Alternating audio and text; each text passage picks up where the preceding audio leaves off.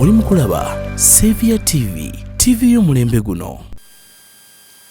Ku lunaku olwokutaano ekibiina ki National Unity Platform kyavayo ne kirangira okugaba kaadi ku muteerera gwa local council. Mu ngeri eyo bannakibuga bangi nnyo baali beeyunidde ekifo kino ebifo ebyenjawulo mu local council baafuna kaadi zaabwe ku mitendera egy'enjawulo. Twali namba councillor house 5, twali namba abakiikira amagombolola ku district, abameeya, chairperson 3 n'abalala. So mu kaseera kano twagala okwekkaanya ebimu ku byaliwo byatuukawo bitya era biki ebyafumbekera ennyo mu kugaba cards kuno. Mu ngeri emu wenkuletedde muna National Unity Platform omu ku baali beegwanyiza era ng'akyegwanyiza ekifo ky'obwa meeya oba chairperson LC3 mu Kibuga Town Council. Omukulu ono nga era omukama yamuyamba mu ngeri emu oba endala n'abeera nga yafuna kaadi. Omukulu atukwaniriza nnyo ku Saviour TV abuuza ku batulaba era obalamuseeko. Abatulaba era abatuwuliriza erinnya nga bulijjo nze Joseph Praise Muramye omunankole yasalawo bannakibuga abangi gwe bayita Kyagulanyi omunyankole n'essiima ennyo nate okulabikira ku mpewo za Saviour TV ni musanyufu byansuso taata. Yes, sir. Era nakamwemenye okalaba sebo. Yes, sir. Mu bufu bwe bumu essanyu nnyinza okuba nga mmanyi we liva. Ku lunaku olwokutaano ekibiina ki National Unity Platform kyagaba kaadi era anoobwa kaadi. Kino kyakulekawa ne banno be muvuganya era gwe ng'omuntu owulira otya era kiki akyolikisa wazino? Taata nsaba onkwaleko mu bugalo. Sebo? Yes, sebo. Engalo zekuttemu sebo kkiriza nti okutte meeya mu nkalo. Kyamazima ndi musanyufu byansusso. Ekisookera ddala olwa Katonda okukkiriza n'empeebwa omukisa okukiikirira ekibiina kyange ekya NUP. Kubanga bw'ataba ye tewali mulala kuba kyamazima mutozi waffe yakola ki? Yasalawo. N'ekisinga okumusanyusiza ddala nti ekibiina kyange ekya NUP kyasiimye ne kiraba obumalirivu bwange ne kikyula mu mutima ekikwamu ttooki ne kintunuulira wonna n'okuva emabega wonna ne mbadde ntambula. Ekyamazima ne kinteekamu obwesige. Njagala nnyo okwebaza abakulembeze obukulembeze bw'ono National Unity Platform EMC n'abakulembeze ab'oku ntikko abampadde omukisa guno. Kimpola ekifaananyi kinene nti NUP ate ezikirizaamu nga nze omuntu. Naye ate era kino essanyu lye nnina lya bannakibuga bannange kubanga gye tubadde eyo mu kasengejja ka NUP MSK yateekawo nga pate ebikwata ku pate ng'ekibiina baabissaawo nga bikwata makisi 4 naye nga ground Kibuga Town Council ekola makisi 6. Nina essanyu lingi nti bannakibuga bakkiriza ne bampa ground banyaniriza ng'omwana owaabwe omwana gwe bazaala bampadde ground ekibiina kitene kikkirinya ground. Ekyamazima nga abantu bonna bagamba nti oyo praise ye waffe owadde muliko bantu basatu naye praise ye waffe yasinga wano ground gwe tumanyi gwe tusomesezza gwe tuweeredde yatuliridde emiyembe yalidde fene waffe sente zaffe gwe tuzitaddemu gwe tusomese tukuba enkaddewo ate tumulaba n'ekibiina tamanyi nakyo bulungi ne bagamba yasinga wano ground pate kwesinzidde. Simanyi makisi yampadde ku 6 oba nakamazima bumazi simanyi naye ekyamazima oli musanyufu. Ndi musanyufu byansusso. Taata sinza kukwasa ne ndimalayo naye sebo ndi musanyufu. Kati mu bufu bwe bumu mwabadde abantu basatu abadde bavuganya ku kifo ky'obwa meeya obwa Kibuga Town Council era nga mwenna muli banna National Unity Platform n'olondebwa gwe ne banno mwadde muvuganya muli mu mbeera ki? Ekyamazima wayogezeganya kukona wagezaako okwogerako nabo? Tubadde basatu mu reesi era okusookera ddala njasobola kubeebaza bannange okubeera mu NUP n'ogikwatira fulaga n'okkiriza weetabe NUP ebekuwa fulaga ne weetawo mu kya NUP it is a bold step oba osazeewo nnyo okulabika nti wetaaga kukibe kya NUP kubanga fe tukinyanyizibwa twafuuka nkoko njeru olwokuba nife omulama gwaffe gwakujjawo gavumenti eri mu buyinza batulanga bayeekera abaddala balabanga bano bazimbiza iro kati omuntu okuva neyesobola n'agamba olw'ebiina ebingi ebiriwo ebiri mu Uganda nonzeemu NUP bano kibale kya ssanyu era njala kwebaza bakama bange njala okwebaza omukulu Kagali Henry okumwebaza ennyo kubanga yasobola otulimira wane olubimbi n'agoba NRM mu Kibuga Town Council wano era najja n'atukwatira bendera ku lundi guli abaddewo nga incumbent byakoze abikoze yeebale kubanga yajja mu kaseera nga tugaabugambi nti NUP n'atukwatira bendera abantu bonna nga batwebalama ekina kyebayitanga ekyabayaaye kyebayita ekyabaki n'avaayo nakkiriza n'agamba oba kyabahuliganizi amwe number 1 hooligan bwe kiba kyabayaaye ni muyaaye bwe kiba kigenda kwati bwekuba kufa ebiseera bali bakakuba abantu bafe basebasa Sidiko Maria akafa ebiseera bakasereza bamuse n'agumya n'agamba nze ngenda naki NUP njala okwebaza ennyo muganda wange Kingi Sunday Sunday mo obi wange sino kwa squid eyo nti mukadde wange Henry Kagali ye musomesa wange era wansanga amchana mutabani era ebimu ku byayitide nakiza nti era ne wadde obuuza omugandi munnange bwona bataba gwabeeranga so gamba praise kubanga yantendeka eri musomesa wange yansomesa computer atamanyi kyensobola okukola amanyi mwenye wero musomesa osomesa computer ofuka musomesa wa byonna ko mwana obwomulaba naga ono chemistry ono biology wale swa computer naye ono mwana ono nembisa abaziraba ono mwana ali mwembala so yebale kuntendeka ida mwebaza na keso musomesa wange mukade wange na joli obanye bale kuntendeka banya ku Sunday mo ye obi wange ate neso yasomesa ku save yanga ate yasomayo samusomesa mu kibiina nasanga avaawo naye era no bono musalaja gamba olokubanga asomera ku Savia nasomesa ku Savia ate bye nagera bamusomesa yo ngeri enjawulo so nate mubazamu nyaka ensuso kubanga omuvubuka omutoyi bagambe mbula kale basajja envumuulo n'avaayo nalekera na byonna ensi byabaddakolera n'agamba kanayigembe ofuzi lesinga obukulu kayegatte agaeddobozi ku nkyukakyuka eyawamu negata ku NUP kyensigano mwebalizaako nti olwavudde ebyavudde mu kulonda nga NUP sewo n'empakkaadi y'omu ku basoose okunjozaayoza era Sunday Kiyingi yakoze kikolwa kya buvumu era ensi yatendereza nnyo obuvumu omusajja Kiyingi byakozesezza era musajja wambala musajja wanjawulo era yajjeeyo true national unity platform omukulembeze kyali badde yeetaaga yakoze kyamaanyi okulaga nti kino kisukka ku bifo by'okubeera meya it is beyond the mayorship position it is beyond our self-interest but it's for the cause of unseating the ruling government era yasawo nanjozaayoza n'agaba abawagizi be n'agamba nti bannange batusunsudde mu kasengejja ne kayisamu mukama wange ne bayisamu Joseph President n'agamba nti yabatukola ki yabatukwatira fulaga era nsaba mugondero ekyo kyavudde mu AMC yena tamba nampa n'obukafuti agenda tambula nange yawaze n'agamba tagenda kudda abega wange agenda kumbera hano ku kido tugenda tambula ku Lubirizi nga tambula ne Kiyingi wonna ekisinga obukola kantu wangula si Kibuga Town Council yokka abantu wangula eggange eryawamu kubanga nze bampadde okukwala umbrella mugikwata NUP bampadde eddimu yakwata kulembera bannange nga ngatta amaanyi nga bonna abali mu nsi abakutte fulaga zaffe lwani ate tugenda entebe mu ntebe so bakaba bagenda bawuliza amukadde wange Kagali tanankubira kasimu nange mbadde sinamunoonyako mbadde obusimu bumpitamu mbadde nzaawo message eno neeri ebijaguzo bingi ntambula ne wali naye ngenda mukoonako kasimu tuviira wano eno jakuba mukoonako muwulizeko muganda wange mubuuzeeko yongere okumuzaama ekwa namutiddeyo ka message nga mugamba munnange nsaba busabi ate tugatte bugasimaanyi toke ntambula ekibiina ekyawamu kwaffe nga tuliba national unity platform manyi nti pate byasazeewo kwa constitution yaffe egamba nti ogwa twatuwadde yabeera owaffe so bonna balina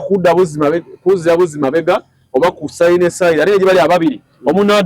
omunadde eno tetukuba ekikopo paka tutakyagwanyi mu ntebe era mukama ngenda mukubirako mukadde wange twogese nakindi omusiikanako kubanga ye mukadde wange n'okumpabula sano nga twaitana okuwangula oli kale nawe gattamu kana akodio mu obukodio bwange angattemu tutambe tuwangula abana abazze abasize kusima ko sebo kati amubufu bwe bumu obwakawulu atukuyezayeza munnaffe olw'okufanga wasobola okubanga ofuna kaadi. Amina taata. Naye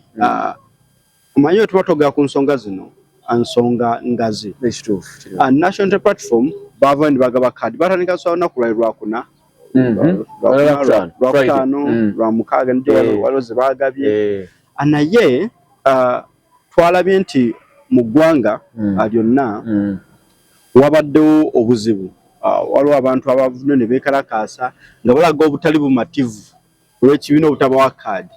nga bagamba nti ekibiina kinenge gitalabyewo nnyo kwewaayo kwabwe bakubiddwa embooko bakoze batya n'ekibiina mu nkomeko ne kitabawa kaadi. Ekyo kirekawo mmwe banna National Unity Platform tekigenda kubamu kwegya emiziziko eminene ennyo gye mwolekedde mu kaseera kano akanga tolekera tusembedde vaawo mpito 2026. Sebo tweyanziza omanyi omuntu ye muntu ak'obuntu sikante tingawe yakaba ejjo ne leero abantu bakyuka. NUP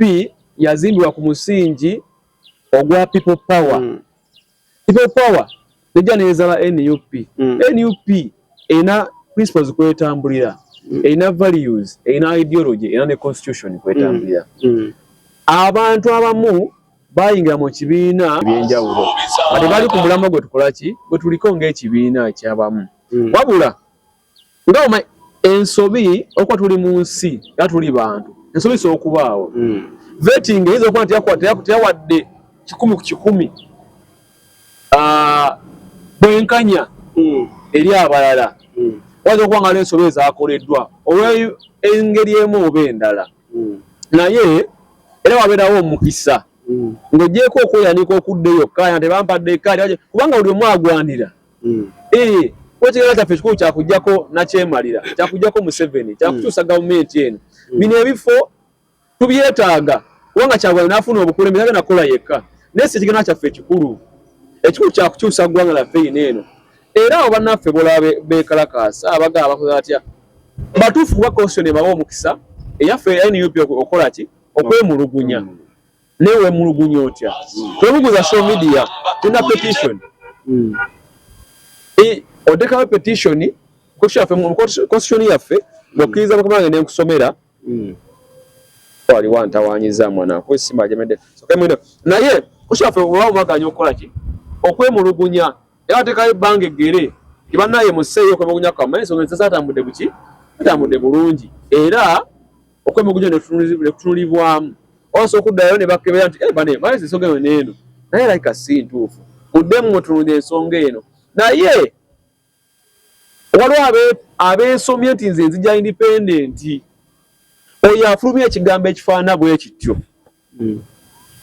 n'okiwulira nekikugira bugizimu nti nze nzija independent nga pate maze okusalawo oba omaze okusizibwa okubeera member waffe. You cease to be a member immediately after coming contesting as an independent kubanga constitution yaffe egamba bwe banawo omuntu omulala kaadi bwe nojja independent oba ovudde mu kibiina direct era pate kaadi yo ebeera esaziddwa ebya nullified era okula babeera member olina waliwo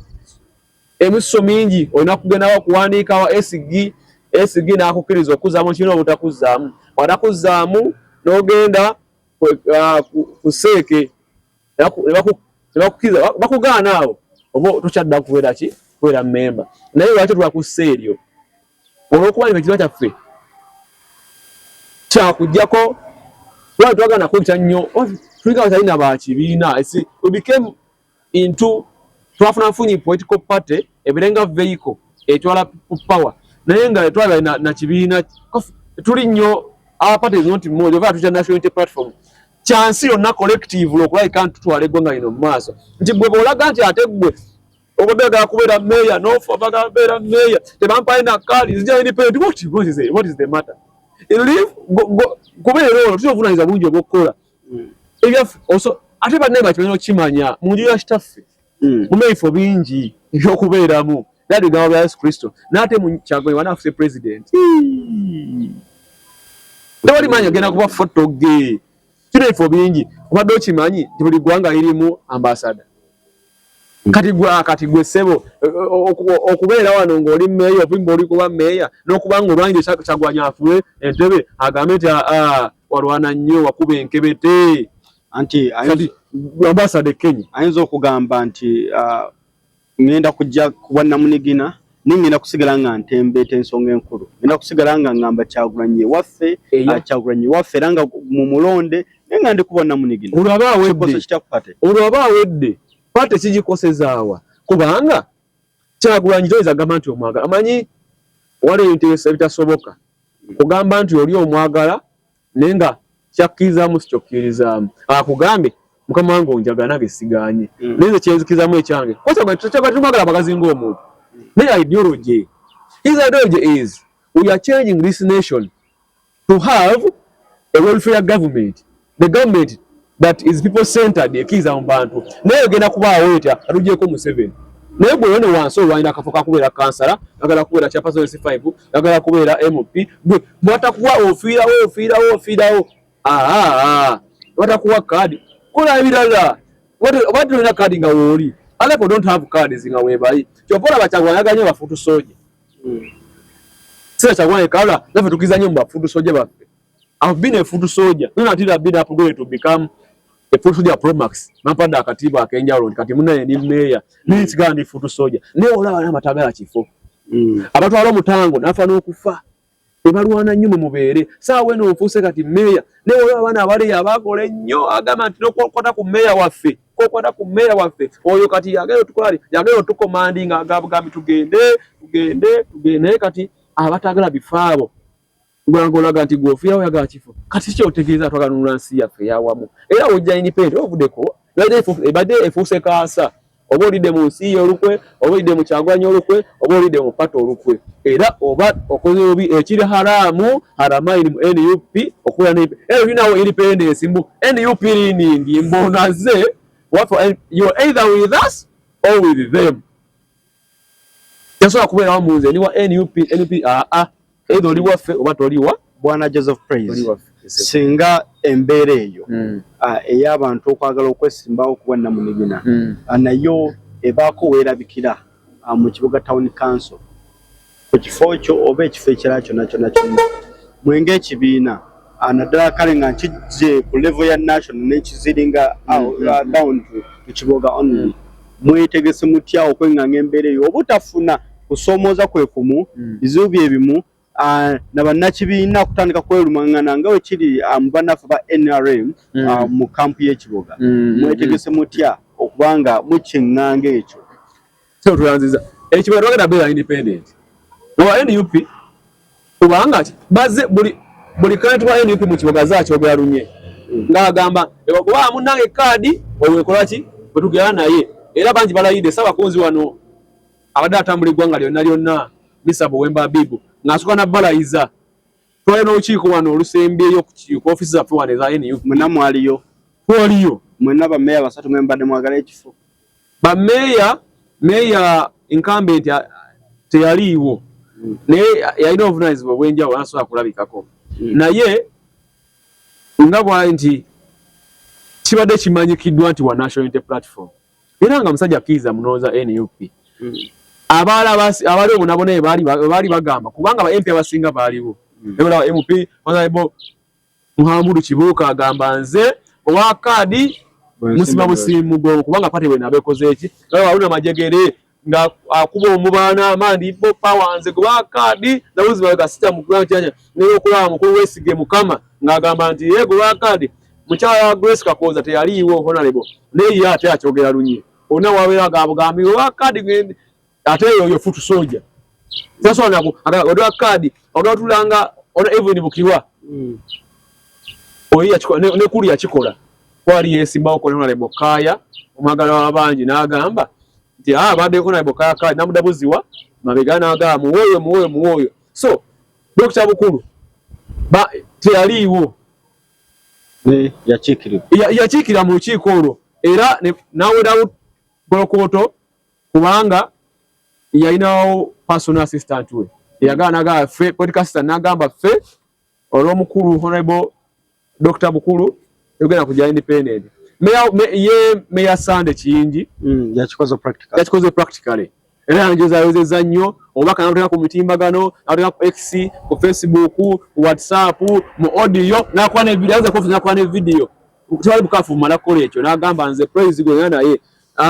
so bakansa sinawo yakyogera twali yakyogedde kwa singa ati tubiwulira Mayor Kagayita nakyogerako tewona nawe akansala ganda ya independent so don't expect that uje mutobadde wa NUP ono kiboga nokkiriza ndikundi ngaba kyali kuli okujjako nga oli tabadde wa NUP wayinza tabadde wa NUP yasobola okujja bwa Namunigina era bw'anaakikola yennoyo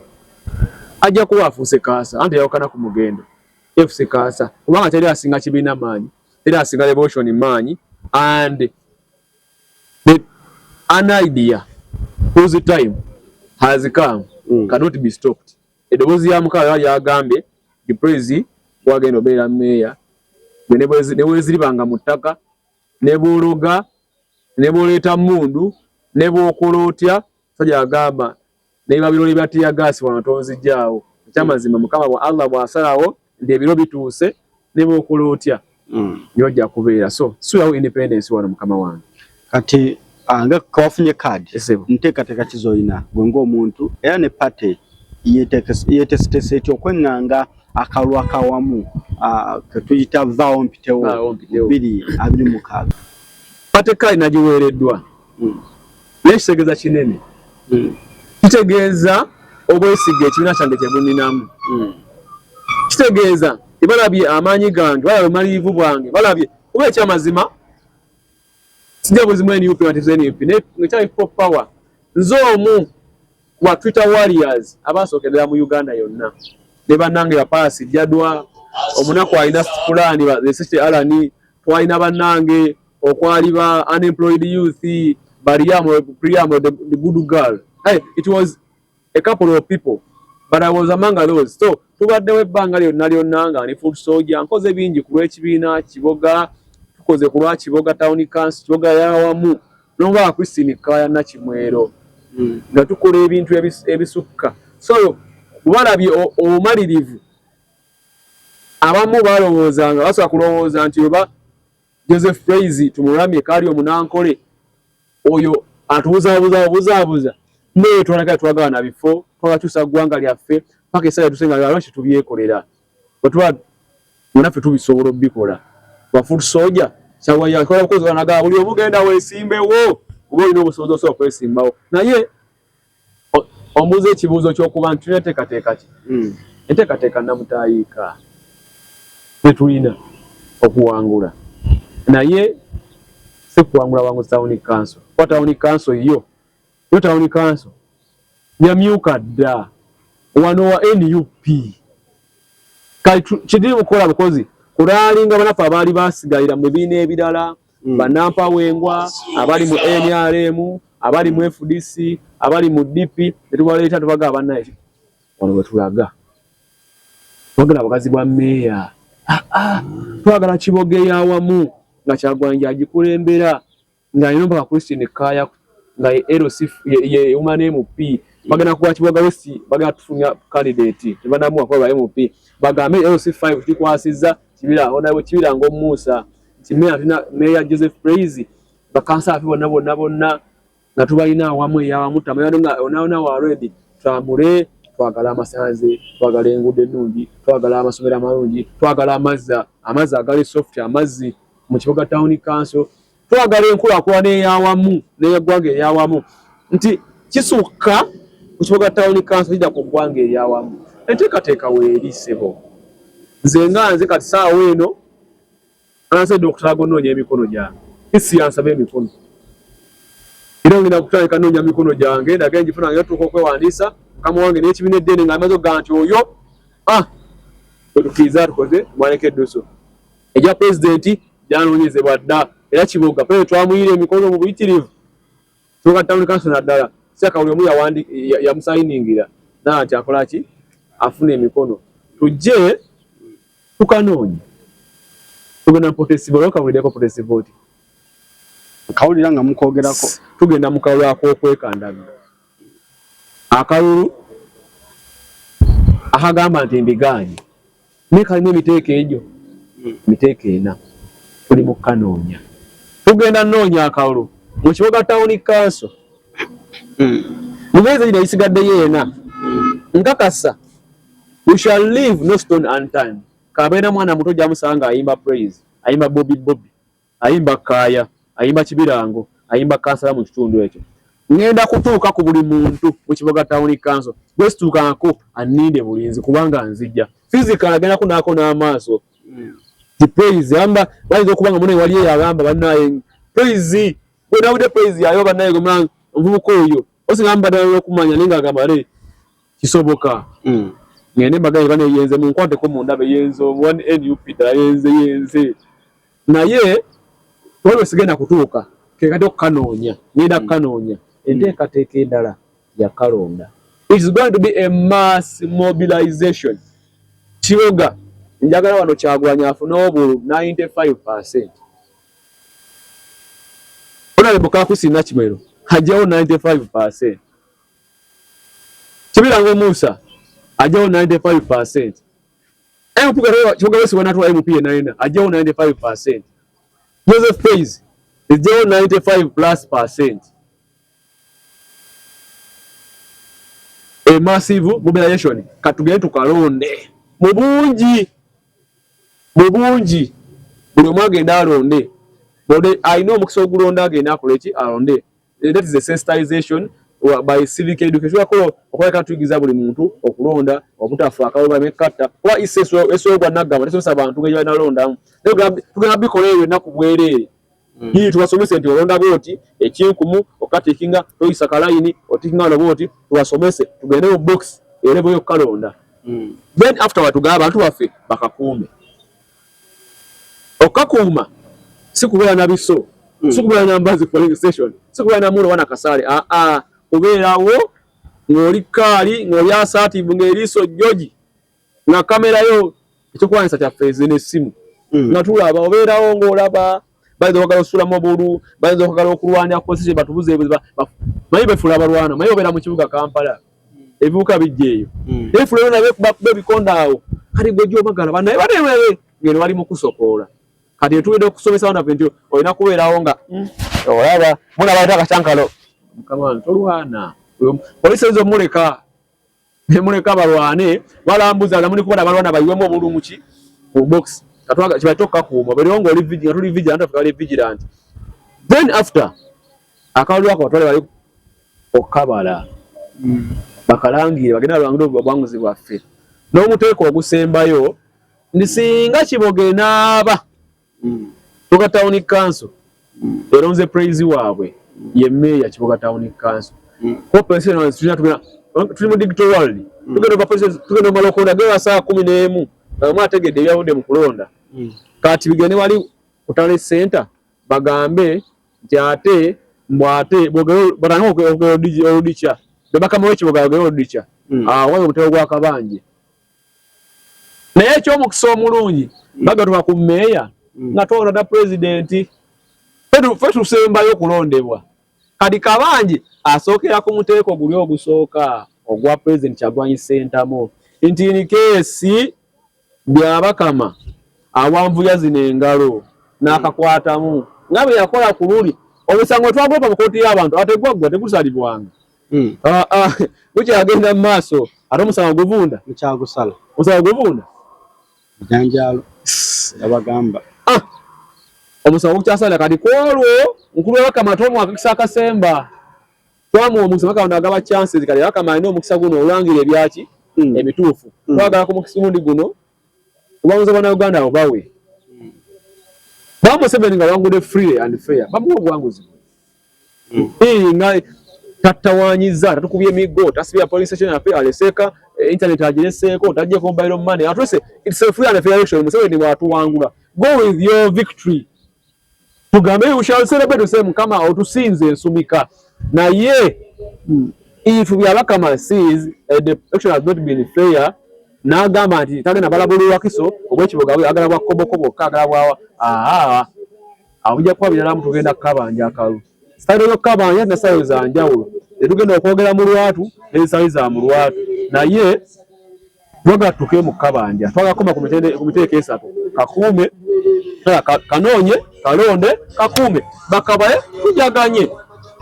esero twagenda mu kabanje atwagala komawo tujaganye byaguzi buki bwaguzi bwaffe so nganze omuntu neteekateeka yayo ku lw'ebyo ebidda byenjogeddeko ekibiina kyeteekateeka olw'ekyo kuba ekinational kuba ku ssaawa eno buli kandidate ate kyali kandidate ngaye aba afuuse national party tugenda noonya akalulu ako era tukole